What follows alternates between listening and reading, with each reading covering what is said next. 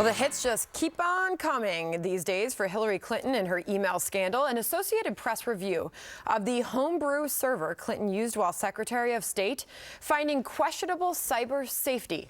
The server more vulnerable to hackers because it had software that let users access and control it remotely over the internet. That's according to detailed records compiled in 2012. Such software was also the subject of industry and government warnings about the cyber risks, even from low-skilled intruders. Melissa, you're shaking your head. The hits keep on coming. I mean, it's just, in a way, it's a ridiculous conversation to keep having, because anyone who has ever worked with a government clearance says that there is absolutely no question that she knew she wasn't allowed to do this. There's no ambiguity around it. And I think it's at the point now where we're just waiting to see what is going to happen. And people in law enforcement say, look, it takes time for to get their ducks in a row and really do their investigation.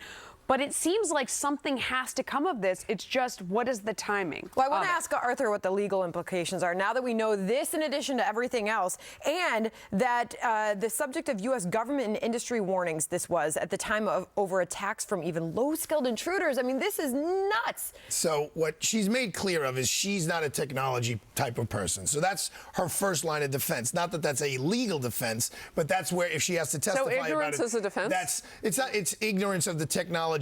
People are sympathetic to that, especially when you have things like go to mypc.com. So she could be in Washington and she could click on a couple of buttons, or her aides probably did, and they could access her computer at home. The real issue is what is the harm? In other words, she could have gotten us in trouble. It could have been hacked. It could have been attacked. But was it?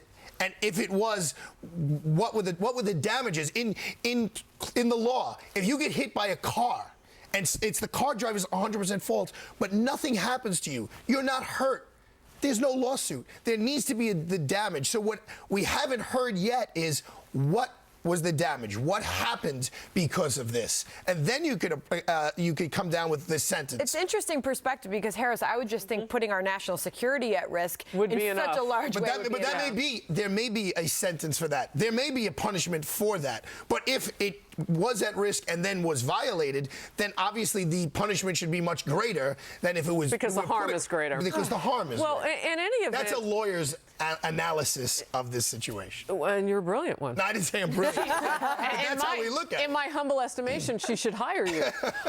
But, you know, going back to what I said earlier this hour about what she potentially should say at the debate tonight about, you know, I'm sorry, I was wrong, a mistake, let it go, move on, rather than trying to explain it. Legally, is I made a mistake a defense?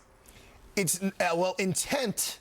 In criminal law, intent is almost always a part of the equation. Something happened here, it would be a crime, right? Unless you're reckless. If it's you knew it and you disregarded, you knew the risk. So if someone said to her, Hillary, and someone's going to testify, I said to her, Hillary, if you do this, you're putting us at risk. And she said, I don't care. I'm doing it anyway. But we already know that's there's a reckless precedent. act. She has done 20 times what General Petraeus did, and they prosecuted him. We are now in a banana republic. That means a lawless country where the president is able to dole out prosecutions as he feels. Dinesh D'Souza writes a book critical of the regime. He goes to jail. Petraeus is critical of Iraq and says that Benghazi was a terror attack. He somehow gets dinged for this and prosecuted for the same thing. But Hillary's was far worse. And no prosecution. I'm sorry. She knew the law. The White House knew the law. The National Security Team knew the law. And President Obama said on 60 Minutes he did not believe that she was hacked. He said, I don't think so. And today the AP says, maybe, and we already know there's a report that said that her emails were up for sale. So she was hacked, and the government They're all going to have to hedge their bets, I would imagine, until we see what the FBI has, because that's what the case lies. Right. All right, I need your brilliant mind again.